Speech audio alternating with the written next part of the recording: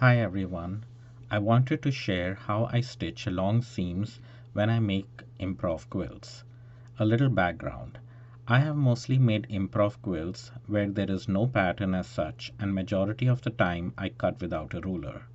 This gives some really fluid lines which are very dynamic. I adapted this way of quilting following Sherry Linwood's book, The Improv Handbook for Modern Quilters, and being part of the Brave Patch community.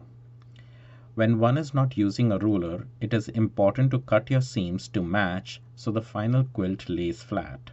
Sherry explains this well in her book and her classes.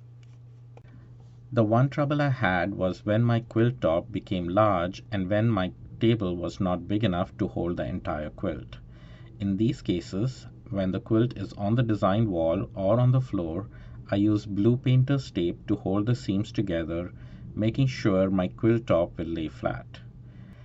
After the seam is taped with small bits of tape, I can move it to the table and cut the seams to match. Yes, I do cut through the tape with my rotary cutter.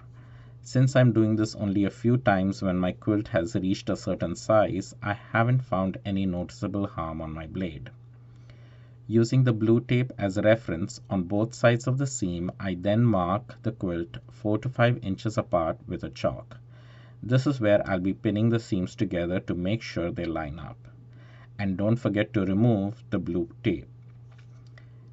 Then they get sewn together on the sewing machine, resulting in a flat quilt top.